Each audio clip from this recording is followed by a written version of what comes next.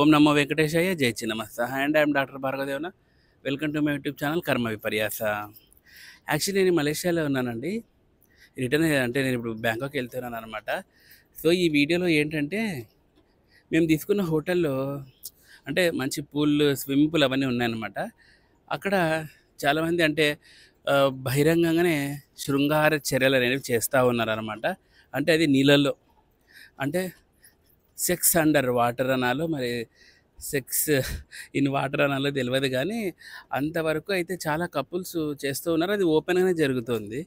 So ఇక్కడ సమస్య ఏంటంటే అలా చేయడం ద్వారా మనకు గంగా శాపం అనేది వస్తుందండి. ఎస్, గంగా శాపం అంటారు దీన్ని. ఈ గంగా శాపం ఏం చేస్తుందంటే జలగండాన్ని బాగా ఇన్వోక్ చేస్తుందన్నమాట.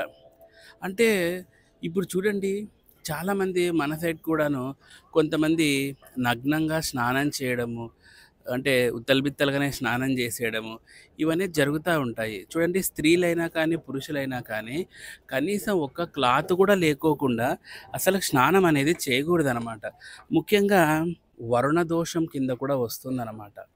కాబట్టి ఎవరు కానీ ఇలా నగ్నంగానే స్నానం చేయకూడదు. మగవాళ్ళైతే కనీసము మొలతాడన కట్టుకొని తీరాలన్నమాట. మొన్న ఇదే టాపిక్ నేను సరదాగా ఎక్కడో నేను చెప్తా ఉంటే వాళ్ళన్నారు, మరి అమెరికన్స్ కానీ ఫారినర్స్కి మొలతాళ్ళు ఉండవు కదా, తర్వాత ఇంకా ఇలాంటివన్నీ మాట్లాడుతున్నారనమాట. చూడండి, కొన్ని కొన్ని దేశాలకు సంబంధించి అవి వేరే లోకాలుగా మనకు శాస్త్రం చెప్పడం. ఎందుకంటే ఇప్పుడు మనం పాతాళ లోకం అంటే యుఎస్ఏ అంటాం. ఆ లోకాలకి కొన్ని కొన్నిసార్లు వర్తించవన్నమాట. అంటే కొన్నిసార్లు కాదు, కొన్ని రూల్స్ అప్లై కావు. ఇప్పుడు ఫర్ ఎగ్జాంపుల్ పిల్లిదే తీసుకోండి. మనకేమంటే పిల్లి పెంచొద్దు, పెద్ద అరిష్టం అంటాం. బట్ చైనా లాంటి దేశాలు, అమెరికా లాంటి దేశాలు బాగా పిల్లుల్ని వాళ్ళు పెంచుకుంటూ ఉంటారు. చాలామంది సెలబ్రిటీలు కూడా పిల్లుల్ని పెంచుకుంటూ ఉంటారు. సో అక్కడ ఈ పాతాళ లోకానికి ఇవి రెట్రోగ్రేడ్ రూల్స్ లాగా అవుతాయన్నమాట. అదేవిధంగా మనం వేదభూమిలో పుట్టాం కాబట్టి, భారతదేశంలో పుట్టిన వాళ్ళు ఎవరైనా కానీ నగ్నంగా స్నానం చేయకపోవడం ఉత్తమము. అంతేకాకుండా స్నానమే కాకుండా ఇక సెక్స్ ఇలాంటివి వాటర్లో చేయడము, ఇలాంటివి చేస్తే గంగా శాపం భయంకరంగా కొట్టుకుంటుందండి. ఇది ఇంకొక అంటే ఒక మేల్ పొలారిటీ యాంగిల్లో ఇది వరుణ శాపంగా కూడా వస్తుందన్నమాట. దీనివల్ల ఏమవుతుంది అంటే ఇవి జలగండాన్ని బాగా ఇన్వోక్ చేస్తాయి. ఇవి ఇలా ఇన్వోక్ అయినప్పుడు వాడు ఖచ్చితంగా అంటే ఆ జలంకి సంబంధించిన ఏదో దాంట్లో డ్యామేజ్ అవ్వడము, లేదంటే అవసాన దశల్లో నీళ్ళు లేకుండా చనిపోవడము, వాటర్కి సంబంధించిన రోగాలు రావడం, అంటే ఏదో నా కాల్లో నీరు పట్టింది, ఊపిరితిత్తుల్లో నీరు పట్టింది, ఇలాంటివి చెప్తూ ఉంటారు కదా.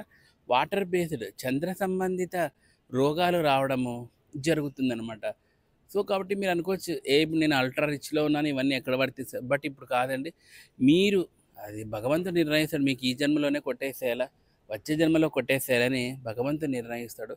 కాబట్టి మీరు కూడా నగ్నంగా స్నానం చేయకోకుండా ఏదో కనీసం ఒక మొలతాడన్నా కట్టుకొని అబ్బాయిలు స్నానం చేయడం, అండర్వేర్ వేసుకోవడము, అండ్ సెక్స్ అనేది ఇలా వాటర్లో గట్రా దినలో చేసుకోకుండా ఉండడం అనేది చేయాలి. ఇంకా కొంతమంది భయంకరంగా నీళ్ళల్లో రకరకాల ప్రయోగాలు కూడా చేస్తూ ఉంటారు. సో అవన్నీ కూడా మీరు మాని, సో మామూలుగా మీరు ఎలా ఉంటారో అలా ప్రయోగాలు చేసుకోవడమే ఉత్తమము. కాబట్టి వాటర్తో దయచేసి గేమ్స్ ఆడొద్దండి. సో ఈ వీడియో నచ్చినట్లయితే లైక్ చేయండి, షేర్ చేయండి, సబ్స్క్రైబ్ చేయండి. So thanks for watching. ఓం నమో వెంకటేష్, జై చిన్నమస్త.